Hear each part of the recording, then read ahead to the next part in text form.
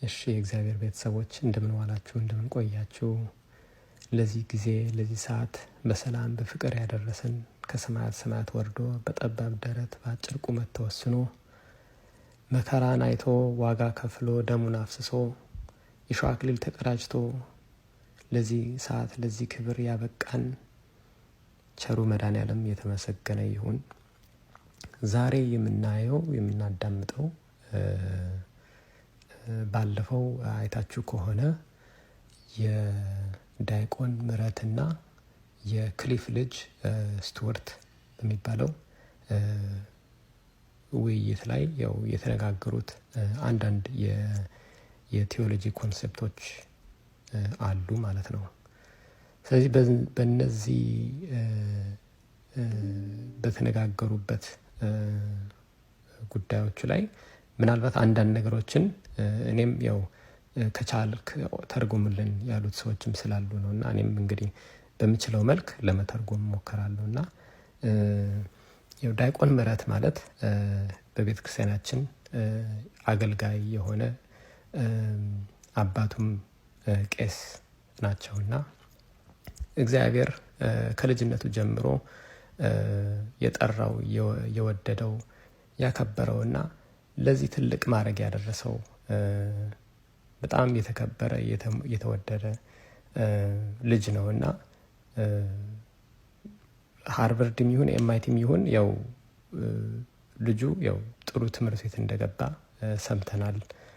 በጣም ምሁር የሆነ በጣም እውቀት ያለው የተባረከ ልጅ ነውና እንደዚህ የመሰለ ጥሩ ሰዎችን እግዚአብሔር አልፎ አልፎ ይሰጠናልና ሚለውን ነገር እስኪ የብሬክዳውን እያደረግን እስኪ እንወያይበትና ክሊፍና ስቱዋርት በነገራችን ላይ ለማያውቋቸው ሰዎች ያው ጊቭ ሚ አን አንሰር በሚለው ዩቲዩብ ቻናል ላይ በጣም ይታወቃሉ። ኦልሞስት ወደ 1 ሚሊዮን ሰብስክራይበር ግን ከዛ በላይ ደግሞ ወደ ኦልሞስት 20 ዓመት እንደዚህ ዩኒቨርሲቲ ላይ ትምህርት ካምፕሶቹ ላይ እየሄዱ ብዙ አድማጮችን ይሰበስባሉ፣ ያዳምጣሉ። እነዚህ አድማጮች ደግሞ ከተለያየ ቤተ እምነት ነው የሚመጡት። አግኖስቲክም ኤቲስትም ሊሆኑ ይችላሉ እና የሚያቀርቡት ጥያቄና መልስ የመሰለ ውይይት ነው። እኔ እስከማየው ድረስ በጣም ብዙ የፕሮቴስታንት አይነት እንትናቸውን በጣም ፑሽ አያደርጉም እንደ ሌሎች ማለት ነው። አይ ቲንክ አንዱም ብዙ አድማጮች ሊያገኙም የቻሉ አንዱ ያ ነው። ሌላው ደግሞ ያው እንደምናውቀው ፕሮቴስታንት ደግሞ ብዙም ስለ መኮነን፣ ስለ ኃጢአት፣ ስለ ፍርድ ያው እንደዚህ ሰውን ከቤተ ክርስቲያን የሚያርቅ ወይም ከክርስቲያኒቲ የሚያርቅ እነዚህ ነጥቦችን እንትን አይሉም እስካየሁት ድረስ ማለት ነው፣ አይጠቅሷቸውም። እና ያው ይሄ ደግሞ ብዙ ህዝብ ደግሞ እንዲሰበሰብ ያደርጋል ማለት ነው። አሁን ለምሳሌ ጆኤል ኦስቲን አነቃቂ ሰባኪ እንደማለት ነው። አሁን እሱ አነቃቂ ሞቲቬሽናል ስፒከር፣ አሁን እሱ ብዙ ወደ 10,000 ምናምን በአንድ እሁድ ጠዋት ታያላችሁ ማለት ነው። ይሄ ምንድነው? ያው እንደምናየው ያው ይሄ ኮንደምኔሽን ሲን ምናምን ኃጢአት እነዚህ ነገሮችን ካፉ ሲጠቅሳቸው አናይም ማለት ሰውን ስለሚያስፈራ ሰውን ከቤተ ክርስቲያን ያራርቃል ብሎ ስለሚያስብ ማለት ነው። ሌላው ደግሞ ያው ይሄ ነው ሃይማኖት እችናት ትክክለኛው መንገድ ብሎ በስንስራት ደግሞ አያስተምርም። ለዛም እስላሞችም ሁሉ ይመጣሉ። ይሄ ኖን ዲኖሚኔሽን የሚለው ነገር በጣም የዘመናችን በጣም የከፋ እንትኑ አንዱ ይሄ ነው እና ኦልሞስት አቋቋማቸውም ኦልሞስት ወደ ኖን ዲኖሚኔሽን እየተጠጋም ሊሆን ይችላል። እና ይሄ ባክግራውንዳቸው እንደዚህ ይመስላል። ብዙ በዛ ምክንያት ብዙ ተከታዮች አላቸው፣ ብዙ የሚያዳምጣቸውም አላቸው። እኔ እንደውም ትንሽ አፕሪሺየት ማድረግላቸው ምንድነው ከተባለ በሳይንስ በኩል ጥሩ መልስ አላቸው። አግኖስቲኮችን ኤቲስቶችን እንዴት አድርገን ነው ወደ ቲይዝም የምናመጣቸው በሚለው ያን አፕሪሺየት ላደርገው ይችላል። ማንኛውም ሰው እኮ እውነት ያው በእግዚአብሔር ፍጡር በስላሴ አምሳያ እንደተፈጠረ ሆኖ እውነት ሊኖረውም ይችላል እና በዛ መሰረት አንዳንድ እንትን አላቸው ጥሩ ነገርም አላቸው። አዳምጧቸውም እያልኩም አይደለም ስፖንሰርም እያረኳቸው አይደለም፣ ግን ባክግራውንዳቸው እንደዛ ነው የሚመስለው። ባክግራውንዳቸው በብዛት የሳይንቲፊክ መልስ እንደዛ ሲሰጡ እናያለን። እና ለማንኛውም እነዚህ ሰዎች ይታወቃሉ፣ በጣም ብዙ ሰው ነው የሚያውቃቸው። እና ለዛ ነው አሁን ይሄ ቪዲዮ በጣም ቫይራል የሆነው። ምክንያቱም እስካሁን ድረስ ኦርቶዶክሳውያን በተለይ ኢትዮጵያን ኦርቶዶክሳውያን ወይም ኦሪየንታል ኦርቶዶክስ በተለይ እንደዚህ አድርጎ ቻሌንጅ አድርጓቸው አያውቅም፣ እኔ እስከማውቀው ድረስ ማለት ነው። እና ቀጥታ እየጠየቃቸው ስለ ቅዱስ ቁርባን ነው። እናንተ የምትሉት እናንተ ፕሮቴስታንት ማለት ነው የምትሉት ያው ምሳሌ ነው፣ ሲምቦሊክ ነው እንጂ እውነት የእግዚአብሔር ስጋና ደሙ የሚገለጥበት ወይም ስጋና ደሙ ነው እውነት ምንቀበለው ብላችሁ አታምኑም። እናንተ ሲምቦሊክ ብላችሁ የምታምኑት፣ እኛ ደግሞ እንደዛ አይደለም የምናምነው። ስለዚህ የእናንተ የመጽሐፍ ቅዱስ አውቶሪቲ ከየት ነው የሚመጣው? የቅድመ አባቶች ወይም እነዚህ የአንደኛ ክፍለ ዘመን የነበሩት አባቶች የሐዋርያት ደቀ መዛሙርት፣ ሐዋርያት ራሱ ደቀ መዛሙርት ወይም ደቀ መዛሙርት የራስም ደቀ መዛሙርት ነበራቸው አይደለ? ስለዚህ እነሱ እንደ ኢግኔሽየስ የሚባሉት ለምሳሌ ሲጠቅስልን እናያለን።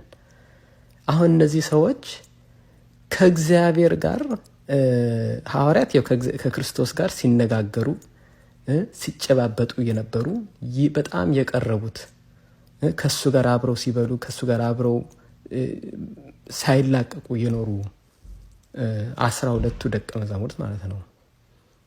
እና ከነሱ ቀጥሎ ደግሞ ያው የራሳቸውም ደግሞ ደቀ መዛሙርትም ነበራቸው የሚከተሏቸው ማለት ነው። እና አሁን ከነሱ ነው አሁን መማር ያለብን በሚለው መሰረት አርጊመንቱን ያቀረበው በዛ ልክ ነው። እና የሰው ልጅ ኦቶሪቲውን ከየት ነው የሚያገኘው? በመጽሐፍ ቅዱስ ሲተርጉም ትልቁ አውቶሪቲ ከየት ነው የመጣው ነው። አሁን እኔ ያየሁት በተለይ ክሊፍና ስቱዋርት ብዙ ጊዜ እስላሞችን ሲከራከሩ አንተ ሙሐመድ የሚለው ከ500 ዓመት በኋላ ከክርስቶስ ካረገ ከ500 ዓመት በኋላ ነው ሙሐመድ የመጣው እና አንተ እንዴት አድርገህ በዛ ሰዓት ያለውን ታምናለህ? ወደፊት የመጀመሪያው ሰዎችን አታዳምጥም እንጂ እነ ማቴዎስ እነ ሉቃስ እነ ዮሐንስን አታዳምጣቸውም እንጂ እያሉ ሲሰብኩ ሲያስተምሩ እናያለን። ይሄ ማለት እነሱ ሂስቶሪካሊ ሞር ክርስቶስን የቀረቡ ሰዎችን የበለጠ እውነቱን ትክክለኛውን ሃይማኖት የበለጠ እነሱ ናቸው የያዙት፣ እውነታዊ ምስክሮቹ ምንላቸው እነሱን ናቸው እያሉ ሲያስተምሩ እናያለን። ግን ወደ ኦርቶዶክስ ደግሞ ወይም ወደ አፖስቶሊክ ፋዘርስ ደግሞ ስንመጣ ደግሞ አይ እነሱ አይደሉም ማመን ያለብን፣ የኮንቴክስቱን ነው። ብዙ ጊዜ ኮንቴክስት ሲል እንሰማለን ስቱዋርት እዚህ ዲቤት ላይ ማለት ነው። እና ኮንቴክስት ማለት ምን ማለት ነው? ስላነበብከው ኮንቴክስቱን ብቻ እኮ ትርጉሙን እዛው ላይ አታገኘውም። ንባብ ያጠፋል ትርጓሜ ያድናል የሚሉት አባቶቻችን እኮ ለዛ እኮ ነው። ግን በዛ መሰረት ደግሞ ትርጓሜውን እኛ ከየት ነው የምናመጣው ነው ጥያቄው። አሁን እኮ ትልቁ የስቱዋርት እና የክሊፍ ችግር በአጠቃላይ የፕሮቴስታንትም የኖን-ዲኖሚኔሽንም ትልቁ ችግራቸው ሴንትራል ኦቶሪቲ ወይም ገቨርኒንግ ኦቶሪቲ የለም የሚመራቸው፣ ትርጓሜውን የሚሰጣቸው ምንም ሴንትራል ኦቶሪቲ የሚባል ነገር የላቸውም። በዛ ምክንያት አንድ 5 አይደለም አንድ 20 አይደለም 40,000 ሰብ ዲኖሚኔሽን ፈጥረዋል ማለት ነው። 40,000 ሰባ ምናምን ዲኖሚኔሽን እና አሁን ይሄ ምን ማለት ነው ከተባለ ከየት ነው የመጣው ከተባለ ያው ያንዳንዱ የራሱ ኢንዲፔንደንት የግለሰብ የግላዊ ኢንተርፕሪቴሽን እና መተርጎም አለ ማለት ነው በመጽሐፍ ቅዱስ ላይ ማለት ነው። ስለዚህ አሁን ቀጥታ እንትን ያለው ቻለንጅ ያደረገው ስቱወርትን በዚህ ዙሪያ ላይ ነው። እና አሁን ሲምቦሊክ እናንተ ሲምቦሊክ ነው ትላላችሁ፣ መጽሐፍ ቅዱስ ግን እንደዛ። አሁን ቀጥታ ወደ ቪዲዮ እንሂድ እና ቪዲዮ ለመተርጎም ሞክራለሁ በምችለው መልክ። ዲያቆን ምህረት ተነስቶ ግልጽ የሆነ ጥያቄ ያቀርብለታል። እናንተ ክሊፍና ስቱወርት ከዚህ በፊት በስርዓተ ጥምቀት እና በስርዓተ ቁርባን ዙሪያ ላይ እናንተ ያው እንደ ምሳሌ አድርጋችሁ ስታስተምሩ ወይም ሲምቦሊዝም ብቻ እንደሆነ ስታስተምሩ ውላችኋል። ነገር ግን የአንደኛ ክፍለ ዘመን የሁለተኛ እንዲሁም የሶስተኛውም ክፍለ ዘመን ያሉት አባቶች ከነገረ ድህነት ጋር አስይዘው ስጋው እውነት ስጋው እንደሆነ ደሙም እውነት ደም እንደሆነ አስተምረዋል። እነዚህ አባቶች ደግሞ መጽሐፍ ቅዱስን የሰጡን መጽሐፍ ቅዱስን ካኖናይዝ አድርገው ኮምፓይል አድርገው ያቀርቡልን የተረጎሙልን አባቶች ናቸው። ስለዚህ የእናንተ ትርጓሜ ከየት ነው የሚመጣው? የመጽሐፍ ቅዱሳችሁ ሀቀኝነት ወይም ትርጓሜው ከየት ነው የሚመጣው በሚለው ትልቅ ጥያቄ ጣለለት ማለት ነው። ስቱወርት ቶሎ ብሎ መለሰና እንደዛ ከሆነ ታዲያ ለምን ብዙ ክርስቲያኖች በዛን ጊዜ አልተቀበሉትም ይሄን አይነት አሁን የምትለውን ወይም በአሁኑ ሰዓት ብዙም ያልተቀበሉትም አሉ ብሎ መለሰለት ማለት ነው። አሁን ይሄ ምንድነው? አድ ፖፑለም ይባላል ወይም አፒል ቱ ፖፑላሪቲ። አንድ ነገር እውነት መሆን አለበት፣ ብዙ ሰው ስላመነው እውነት መሆን አለበት፣ ወይም ብዙ ሰው ስላላመነው ውሸት መሆን አለበት የሚል ይሄ አድ ፖፑለም ፋለሲ ይባላል ወይም አፒል ቱ ፖፑላሪቲ ፋለሲ ይባላል። እንደ ስትሮሜንም ማየት ትችላላችሁ። እና አሁን እዚህ ጋር ቶሎ ብሎ መለሰለት። እንደዛ ከሆነ ታዲያ ለምን ብዙ ክርስቲያኖች ብዙ አማኝ ያልሆኑ ሰዎች አሉ፣ ወይም ወንጌልን ያልተቀበሉ ብዙ ሰዎችም አሉ። ታዲያ እነሱን ምን ናቸው ነው? እነሱ የነሱ ነው ትክክል ልንል ነው ብሎ ተናገረ። ስቱወርትም ታዲያ ከቻልክ በሁለቱም በኩል ያሉት አባቶችን ጥቀስልኝ፣ አንዱ እንደዚህ ይላሉ፣ አንዱ ደግሞ ያው ምሳሌ ነው የሚሉትን ጥቀስልኝ ሲል ዲያቆን ምህረት ደግሞ መልሶ አይ አንተ በምትለው ሳይድ እኮ የሚጠቀስለትም ሰው የለም፣ ይሄ አስተምሮ የመጣው የዛሬ 500 ክፍለ ዘመን ነው እና ይሄ አስተምሮ አባቶቻችን ያገኙት ቀጥታ ከደቀ መዛሙርት በአንደኛ ክፍለ ዘመን ያስተማሩት እና ምስክር አድርገው ለቤተ ክርስቲያን ያስረከቡት አስተምሮና ትርጓሜ ነው ብሎ መለሰለት። ስቱወርት ደግሞ አይ በዛን ጊዜ እኮ ኤግዛክትሊ እንደዛ አድርገው አይደለም ያመኑት ወይም የተቀበሉት ክርስቲያኖች በዛን ጊዜ ምናልባት በዛን ጊዜ የነበሩት ቅድመ አባቶች ወይም ቸርች ፋዘር የሚባሉት ምናልባት አሳልፈውት ሊሆን ይችላል ይሄን አይነት አስተምሮ። ግን ምእመናኑ በዛ ሰዓት ላይ በፈርስት ሴንቸሪ ወይም በሴኮንድ ሴንቸሪ ላይ እንደዚህ አይነት አስተምሮ ወይም እንደዚህ የሚል አማኞች የመሰከሩ አማኞች የሉም። እና አሁን እዚህ ጋር የሚያሳየው ያው አማኞች አንደኛ አማኞች ቀጥታ የሚማሩት ከነዚህ ከቸርች ፋዘርስ ከሚሉት ወይም ከቅድመ አባቶች ከሚሉት ነው የሚማሩት። ሁለተኛ ስቱወርት የሚለው አስተምሮ ደግሞ ወይም ምሳሌ ደግሞ በእነሱ ዘንድም ራሱም ተጽፎ አልተገኘም፣ በአባቶች በኩልም በምእመናን በኩልም የለም ብሎ ተናገረ። በዚህም ተጨማሪ ዲያቆን ምህረት አንደኛ ቆሮንቶስ ምዕራፍ 11 ቁጥር 29 እስከ 30 ጠቀሰለት። ምን ይላል?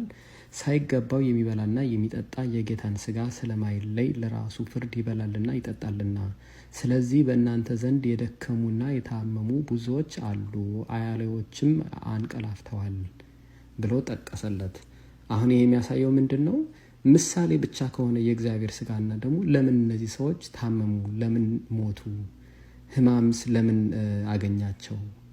ምን አይነት ስጋና ምን አይነት ደም ቢሆን ነው? ምን አይነት ህብስት ቢሆን ነው ከሚል አንጻር አመጣለት ማለት ነው። ትልቅ ጥያቄ ነው። ያው ስቱወርት እንደዚህ አይነት ጥያቄም ያው ዝግጁም አልነበርምና ወደ ተለያየ አይነት ነጥቦች መግባት ጀመረ ማለት ነው። እንደውም ለመልሱም ዝግጁም ስላልነበረ ከእንደገና ደገምልኝ ብሎ መለሰው ደገመለት ጥያቄውን ማለት ነው ዲያቆን ምህረት እና ብዙ አይነት ነገር ተናገረ። ምንም ያው ሁል ጊዜ ኮንቴክስቱን ማየት ያስፈልጋል። ያው ብዙ ጊዜ ፕሮቴስታንቶች ችግር ላይ አርጊመንት ዲቤት ላይ እንትን ሲሉ ኮንቴክስቱ ይላሉ። ግን ኮንቴክስት ቅድም እንዳልኩኝ ኮንቴክስት ማለት ነው ማን ነው ኮንቴክስቱን የሚፈታው? ትርጓሜውን የሚሰጠን ማን ነው? ከእንትን ጋርም ያው ከሴቶች ሻሽ ጋርም አስይዞ እነሱስ እንደዚህ ቢለብሱ ባይለብሱ ምናምን እያለ የማይገናኘውን ለማገናኘት ይሞክራል ማለት ነው እዚህ ጋር ስቱወርት እና ወደ መጨረሻ ላይ ምን ላይ ደረሱ? ወደ ትራንስሰብስቲዩሽን ላይ ደረሱ።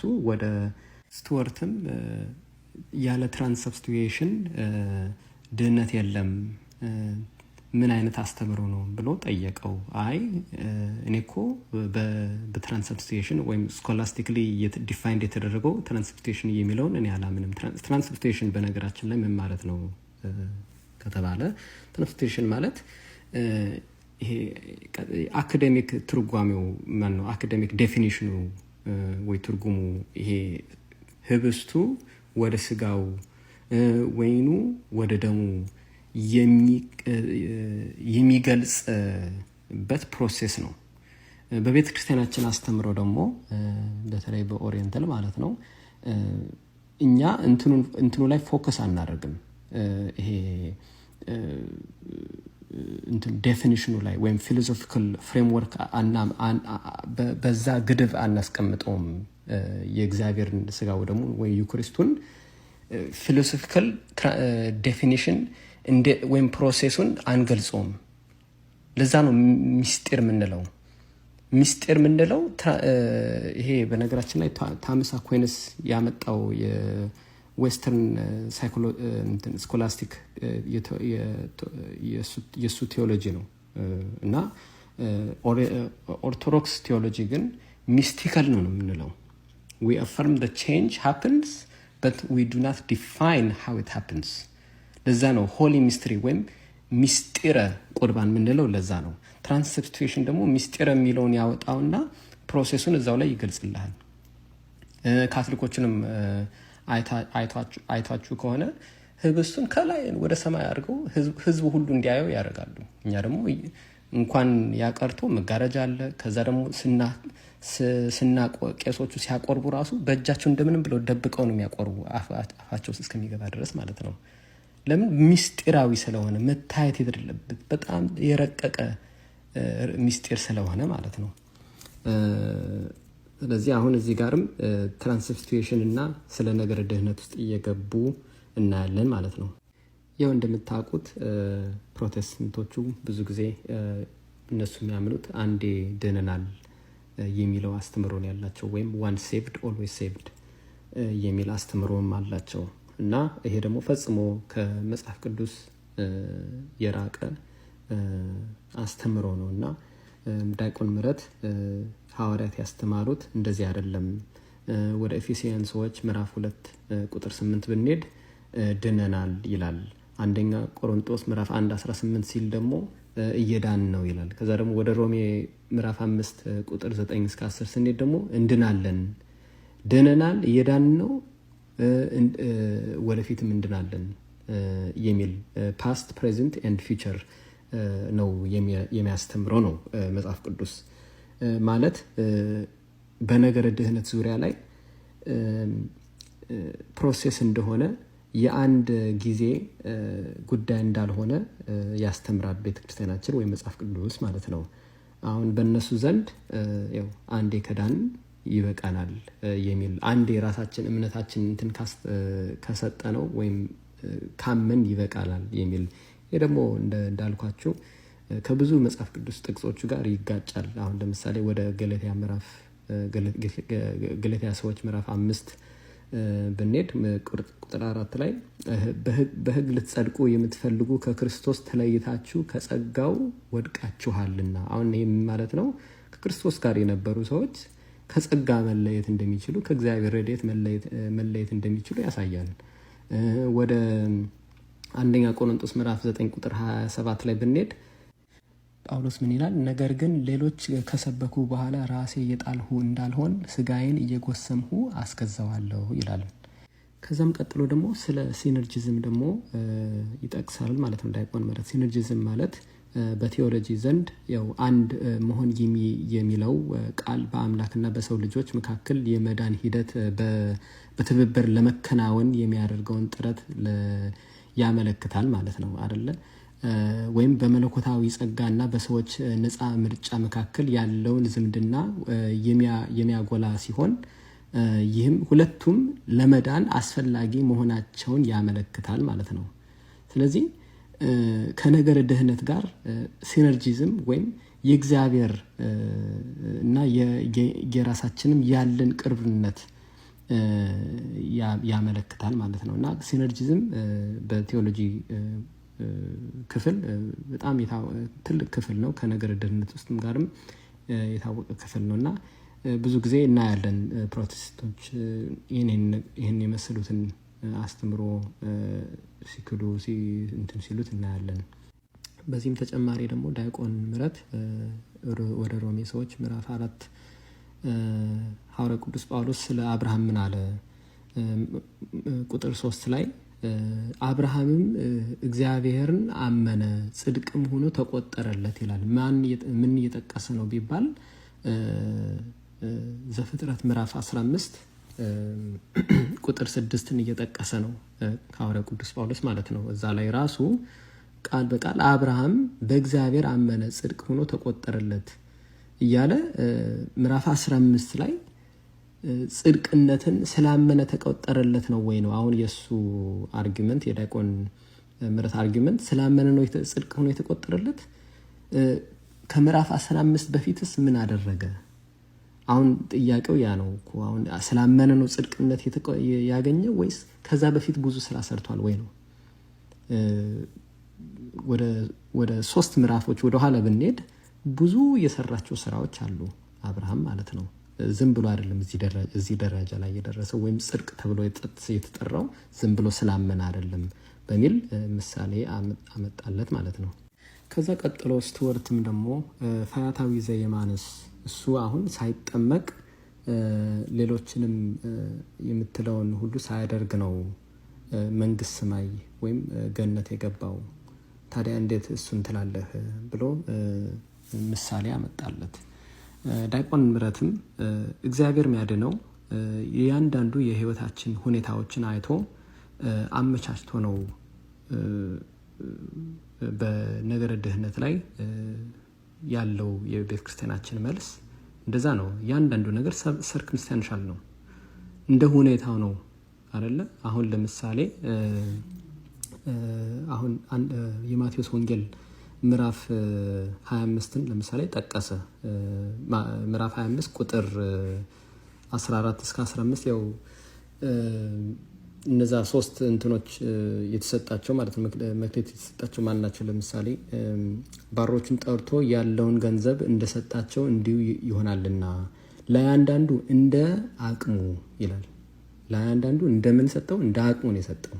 5 መክሌት ተሰጠው፣ 2 ተሰጠው፣ አንድ ደግሞ 1 ተሰጠው ማለት ነው።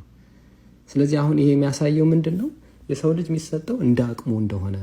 ከዛም ሌላ ምሳሌ ምን አመጣ? ጫካ ውስጥ ያሉት ለምሳሌ እነዚህ አመዜኒየን የሚባሉት ጎሳ ወይም ትራይብ እነሱ አሁን ምንም ወንጌል ያልደረሳቸው ጫካ ውስጥ የሚኖሩ ሰዎች ናቸው። ታዲያ እነሱ አሁን እንዴት ነው የሚታዩት ብሎ ምሳሌ አመጣለት። አሁን በቤተ ክርስቲያናችን ይሄ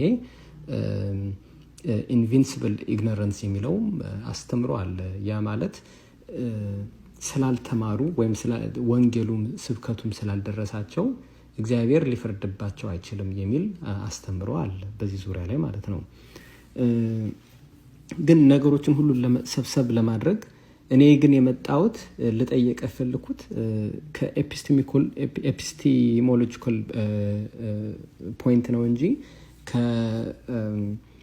ከነገረ ድህነት ጋር የተያዘ አይደለም ብሎ አርጊመንቱን መልሶ መስመር አስያዘው ማለት ነው። ኤፒስቲሞሎጂካል ማለት ምን ማለት ነው? የኩዌስችን ኦፍ ኦሪጂን የምናስተምረው የምንማረው ነጥቦቹ መነሻቸው ከየት ነው፣ ኦቶሪቲውስ ከየት ነው የሚለው አስተምሮ ማለት ነው። ስለዚህ እንደዚህ አይነት ትምህርት አለ ማለት ነው። ኤፒስቲሞሎጂካል ይባላል እና በዛ ዙሪያ ላይ ነበር ሲጀምር ገና መጀመሪያ ራሱ አንዱ የስጋ ወደሙ አርጊመንቱ ይሄ ነው ትርጓሜው። ኦሪጂኑ ደግሞ የትርጓሜው ኦሪጂን ደግሞ ከዚህ ከአባቶች ነው የሚፈልቀው፣ የወጣውም ከነሱ ነው እና እኔ ብተረጉም አንተም ብተረጉም ምንም አይጠቅመንም።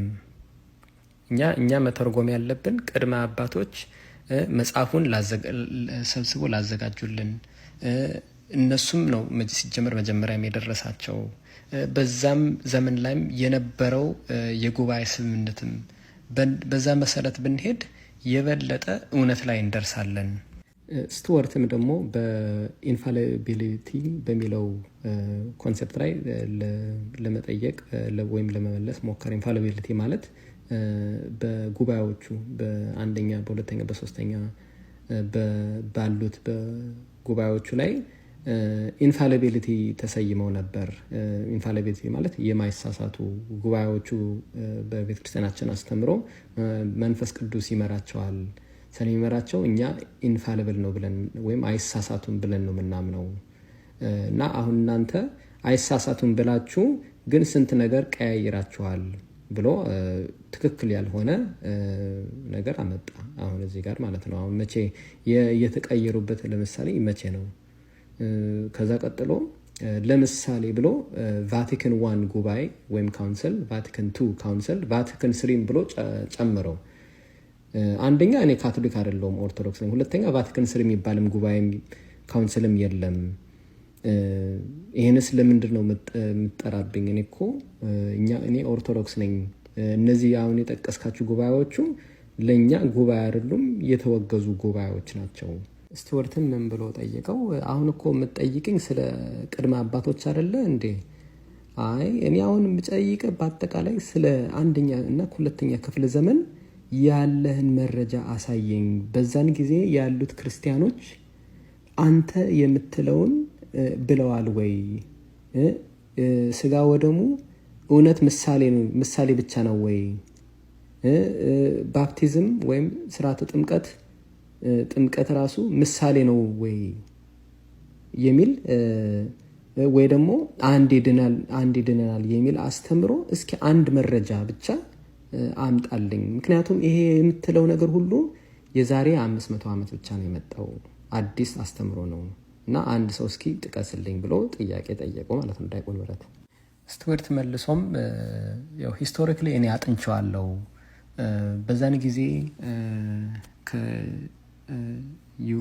ከአይሁድ እምነት ወደ ክርስቲያን እምነት የተቀየሩት ሰዎች እንደዚህ አይነት አስተምሮ እንዳልነበራቸው ፈጽሞ ይሄን እንደማያምኑ ብሎ ይናገራል። ግን አሁን ትልቁ እስካሁን ድረስ ስናየው የነበረው የስቱዋርት ችግር ምንድነው? አንደኛ መጽሐፍ ቅዱስ ጥቅስ ወይም ሂስቶሪካል ኮንቴክስትም ኤቪደንሻል የሆነ ወይም ኢምፒሪካል የሆነ አይነት መረጃ አይሰጠንም። የራሱን ኦልሞስት ፍልስፍና ነው የሚያመጣው እና አሁን እዚህ ጋርም ራሱ ክርስቶስ እንዴት ራሱን ይበላል፣ እዛ ጋር ጸሎተ ሐሙስ ላይ እንዴት ራሱን በላ ልትል ነው፣ እንዴት እንደዚህ ያደረገ ልትል ነው ብሎ ሲናገር ነበር ማለት ነው። ከዚህ በፊትም አይታችሁ ከሆነ ቪዲዮ ላይ ዮሐንስ ምዕራፍ 6 ላይ በስንስራት እኮ ተናግሯል። ምን አለ? ይሄ የእውነት ስጋዬ ነው፣ ይሄ የእውነት ደሜ ነው ሲሉ አንዳንድ ደቀ መዛሙርቶቹ ደንግጠው ሄዱ ይላሉ። ከዛ ዞር ብሎ ሌሎቹ የቀሩትን አያቸውና እናንተስ መሄድ ትፈልጋላችሁ ወይ? ለምንድን ነው እንደዛ ያለው? ለምንድን ነው ሲጀምር እነሱ የሄዱበት ምክንያት እነሱ በስንስራት ስለገባቸው ነው። እንዴት ሰው ልጅ ሌላ ሰውን ይበላል ማለት የተጠቀመው ክርስቶስ እዛ ላይ የተጠቀመው ግሪክ ቃሉን ስለተረዱት ማለት ነው። እኛ አሁን በእንግሊዝኛ ስናየው ያው ምሳሌ ሊመስለን ይችላል፣ አናሎጂ ወይም ሜታፎር ሊመስለን ይችላል፣ ሲምቦሊክ ሊመስለን ይችላል። ግን ግሪክ ቃሉን ስለተረዱት ነው ሄደው ተነስተው ሄዱ ምናምን የሚልም አለ። እዛ ውጭ ያሉትም ሁሉ ይሄን ሁሉ ሰምተው እንትን የተጸየፉ ወይም እንትን ያሉም አሉ። እና ለዛ ነው አሁን እዚህ ሰዓት ላይ ክርስቲያኖች ምን አይነት ክርስቲያን ናቸው? አሁን እነዚህ ማን ናቸው? ጥቀስልኝ እያለ ቻሌንጅ ያደርገዋል ዳይቆን ምህረት ማለት ነው ስቱወርትን።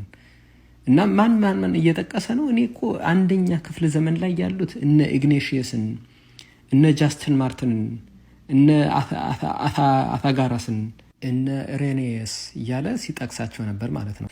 ዳይቆን ምህረትም ከቻልክ አሁንም በድጋሚ ጠይቃለሁ፣ አሁንም እስኪ አንድ ሰው ጥቀስልኝ ብሎ ይነግረዋል። ምክንያቱም አሁን የምታደርገው ነገር ኤክስትሪምሊ በጣም ዴንጀረስ ነው። አንተ በራስ መልክ ይሄን እዚህ ጋር ቁጭ ላይ ሁሉ ህዝብ ይዘህ የራስን የግላዊ አስተሳሰብና ትርጓሜ ልትሰጥ ትችላለህ። በሌላ ዩኒቨርሲቲ ካምፕስ ደግሞ ሌላ ደግሞ ሰባኪ መጥቶ ደግሞ የራሱን ግላዊ አስተሳሰብ ደግሞ እዛ ደግሞ ሄዶ ሊናገር ይችላል።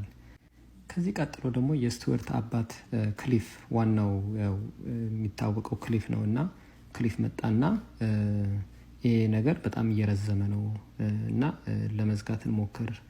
የመጨረሻው ጥያቄያችን ዋናው ላንተ ስልጣን የምትለው ዋናው አውቶሪቲ ከየት ነው የሚመጣው ብሎ ጠየቀው ማለት ነው። ዳይቆን ምህረትም መልሶ ዋናው ስልጣንማ ከክርስቶስ ነው፣ በዛውም መሃል ደግሞ በዛም በኩል ደግሞ የሱ ቅድስት የሆነች ቤተክርስቲያን አንደኛ ቲሞቴዎስ ላይ ምዕራፍ 3 ቁጥር 15 ላይ ቤተክርስቲያን የእውነት አምድና መሰረት ነው ይላል። ቤተክርስቲያን ቅድስት ቤተክርስቲያን እግዚአብሔር የሰጠን ቅድስት ቤተክርስቲያናችን የእውነት መፍለቂያ የእውነት ምንጭ እንደሆነች አንደኛ ቲሞቴዎስ ላይ ተጽፏል ማለት ነው። መጨረሻ ላይ ደግሞ ለመዝጋት ሲል ዳይቆን ምህረት ጳውሎስ በዚህ ዙሪያ ላይ ምን እንዳለው ሲያስተምረው ነበር ማለት ነው። ጳውሎስ ይሄ የጳጳስ የሽማግሌና የዳይቆናት ወይም ቢሾፕ ኤልደርስ ኤንድ ዲክን የሚባሉት የስልጣን ክፍፍል እንዳስተማረ በእያንዳንዱ በጽሁፎቹ ላይ እንዳስተማረ ሲናገር ነበር ማለት ነው ዳይቆን ምህረት እዚህ ጋር።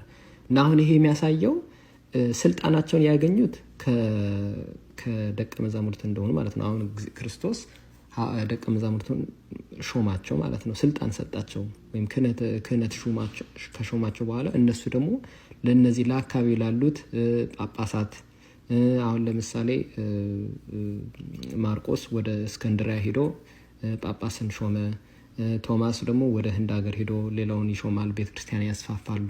እንደዚህ ነው ሄዱና በአብ ወልድ መንፈስ ቅዱስ አጥምቁ እንደተባሉ ማጥመቅ ብቻ ሳይሆን እየሄዱ ጳጳስን ይሾማሉ፣ ስልጣን ያካፍላሉ። የአፖስቶሊክ ሰክሴሽን የሚባለው ከስልጣንም ጋር የተያዘ ነው እና ስለረዘመ በዛ ዙሪያ ላይ ተጨባብጠው መጨረሻ ላይ ዘጉት ማለት ነው።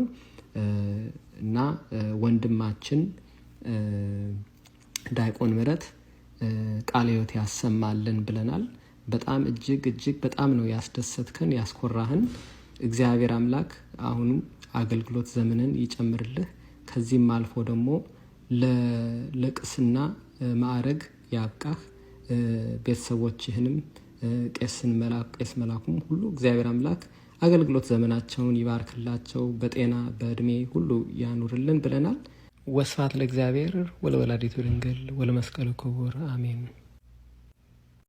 I'm an Orthodox Christian, and basically the question I have is directed basically to you and Cliff, which is you've talked about your stance on baptism and the Eucharist and how you believe that they're just basically symbolic outward professions and not as actually efficacious for salvation. And basically my critique or my question really is when we look at the extant records of the 1st, 2nd, 3rd century Christians, all of them say that these are efficacious for salvation, that they're not just symbolic, that they have an actual deifying effect on the person that receives them. So I guess my question is, how can you say that you're following what the Bible says if your interpretation of the Bible is not lining up with the people that directly received the Bible and even compiled the canon of the New Testament as you know it? If that's true, then what's the history of why so many millions upon millions don't think it's the case? You could argue the same thing about why so many people don't believe in the gospel. I mean, that's just... No, but who are the people? I want you to say the names, the church fathers, and who you're referring to on both sides of the fence. Well, there's no both sides because we don't have any records of anyone that believes it's So both. you're saying it's later with Luther? Not even with Luther, because Luther famously said he would rather drink blood with the Pope than... So then how did it come about? It came with Ulrich Zwingli and some of the radical reformers, which is like, what, 500 years ago? No. What does it matter, the dating? What matters is if we're believing in Christianity as historically the faith that Christ gave to the apostles, you would expect to find any records of 1st century Christians that lived in the time of the apostles that would believe the beliefs you have, right? My friend, during that time period, not everybody thought that literally Jesus was eating his own body and drinking his own blood whenever they took communion. Well, not every Christian did, I can promise you historically. You got to check your historical facts on that. The majority of the church fathers, you're exactly right. In terms of what they passed down, many of them did say that Jesus was actually in the bread and his blood was actually in the wine. There aren't any records of anyone. But to make that type of claim is just that's huge stretch. It's not a stretch because every single one of the early church fathers say that it's actually his body, actually his blood. If you go to 1 Corinthians chapter 11, St. Paul even says that those who didn't examine themselves properly before partaking of the Lord's Supper could die. If it's just mere bread and wine, why is St. Paul saying it was killing Christians that didn't examine themselves properly before partaking? Why did he say what? He said because some of you have not examined yourselves and are partaking unworthily, he says, some of you are sick and some of you sleep. This is in 1 Corinthians 11, meaning they died. They died from partaking it unworthily. So if it's just mere bread and wine, why is St. Paul saying it's killing Christians? Excellent question. Contextually, because people were not doing it in such a way that was obviously worthy and in a worshipful manner towards God. Right, but just like women, when they were called to wear head coverings, it wasn't because it was a sexist time period Paul was being sexist, but it was because of orderliness of worship at the time. Sure. Because of the sex goddess, Diana. And how they were worshiping Diana. So obviously the Me Too movement and all the great movements that uplifted women came from the Christian worldview. So it's pretty hard to say that Christianity is sexist. Well, nowhere in the scriptures. So again, a lot of your type of thinking, which I really respect. I have friends as well who assume your type of thought when it comes to communion. A lot of them will land on this word truth. Because so many times when it comes to communion, it's truly I tell you this, truly I tell you that. And they'll say, God is not a God of deception. So truly he means it's really his body. And I respect that. I really do. I think that makes a lot of sense. So I don't make a huge deal out of it. But to say transubstantiation, in order to be a strong Christian, or I hope you would never say saved, you have to actually believe in transubstantiation, which is the claim you're making. That's not the claim. I don't believe in the scholastic idea of transubstantiation, but I do believe in the real presence. And my argument... I believe that there's presence there. Well, it's actually his body and his blood. That's transubstantiation.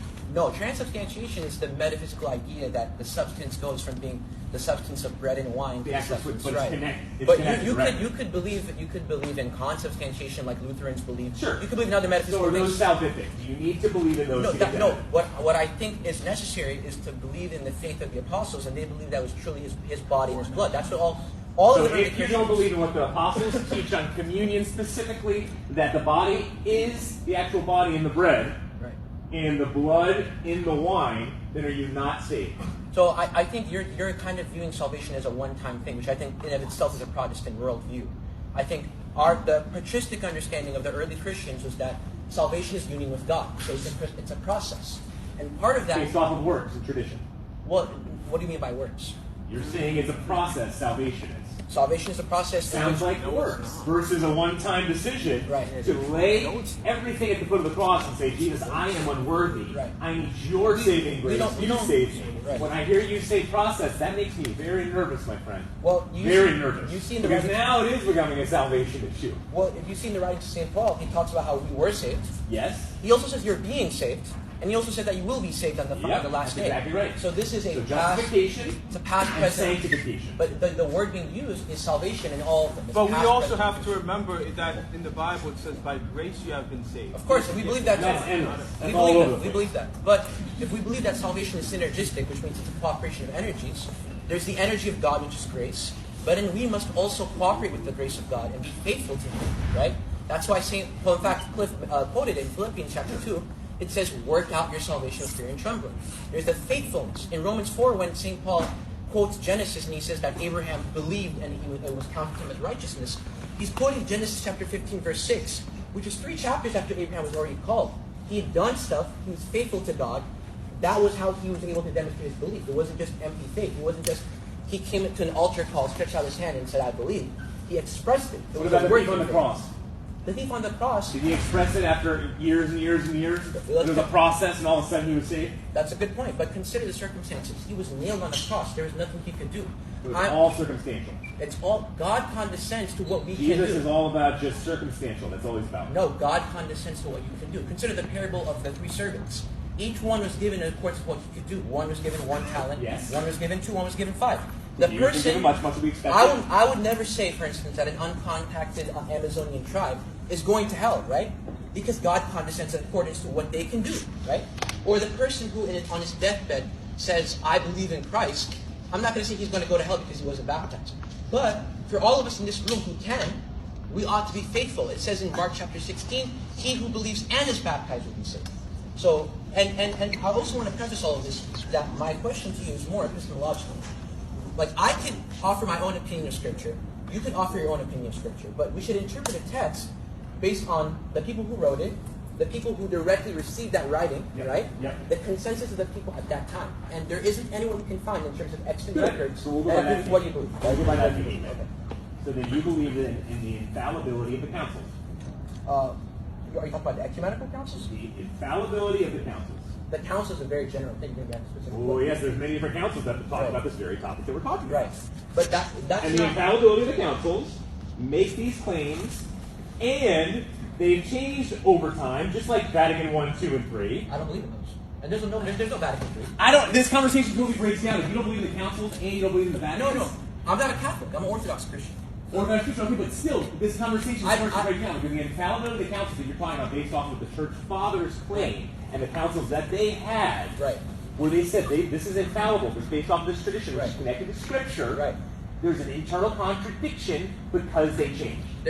First off, they didn't change. And second off, the question I'll ask for you is, you believe in a New Testament canon. Vatican I and Vatican II didn't change. Why do you keep offering that to me? I believe that those are heretical councils. I'm not a Catholic. Okay, but you're pushing me though on the church fathers. No, I'm pushing you specifically on the Christians in the 1st and 2nd. If you can point to me to anyone in the 1st or 2nd century whose records are preserved, because I'll grant you that maybe someone had written about it and got destroyed. We don't have any extant records of anyone that's saying what you're saying or what Cliff is saying. It's not at all. That said that the Eucharist is symbolic, or that baptism is symbolic, or that it's a one-time belief. All of these things you're talking about came out of the blue 500 years ago. So I'm asking you, where's the continuity? Where's the historical continuity? I've looked at all the historical records that I see Okay. of the earliest Christians, Right. the thousands upon thousands of Jews who became Christian overnight after the resurrection. Okay. Everything related to communion, nowhere does it say specifically they thought the bread was actually Jesus' body. Jesus could have been there with them the night before his death, and Jesus was taking part in this communion. Right. So what that meant was, when he stretched out his hand to grab the bread, to dip it in the wine, then he was taking a piece of his kneecap, dipping it in some of the blood that perhaps was pouring out of his arm, and then eating himself, ingesting himself. That's a very So carnal way a of lot understanding. of different Protestants would say it's just completely contradictory. But my friend, for you to stand up here and say the earliest Christians all thought exactly that Jesus was saying body, physical body, equates directly to the bread, wine directly to the blood. I think you don't know what you're really saying right now. I can list for you all Because of I the... agree with the church fathers, yes, many of them. St. Augustine, you're exactly right. Augustine came like, what, 400 years after. Right. I'm talking about Justin Martyr, Ignatius of Antioch, Clement of Rome, Athenagoras, Irenaeus. All of them, none of them line up with what you're saying. And you could go ahead and say, well, those are just people. But I'm asking you, point to me for one person, even one person, in that time that said the things you believe in. Because right now what's happening is you're interpreting the scripture based on what you think is the case. Why that's so profoundly dangerous is because in another campus there could be someone else saying the exact opposite of what you're saying based on their own understanding. Rather, we should appeal to the context in any text, including scripture, but any other text. So who's the ultimate authority for you? For me, the ultimate authority? Yeah. The body of Christ, the church. What's The church? same What's the body. church? That's a good question. So now we can get to the councils if you want. No. I need a straight answer from you now. Yeah. This is going on too long from my perspective. Okay. What's the ultimate authority for you? The ultimate authority is Christ and his body, the church. No. Yes. What did you mean when you say the church? Heresy. What does That's that not mean? heresy at all, huh? What does that mean, the church? The church as the concrete body. St. Paul spells out a tripartite hierarchy of authority. There's the bishop, there's the elder or the presbyter, and there's the deacon. The conglomeration or the council of all these bishops who received authority directly from the apostles, that is the body of Christ. That's Who's the the church. head bishop?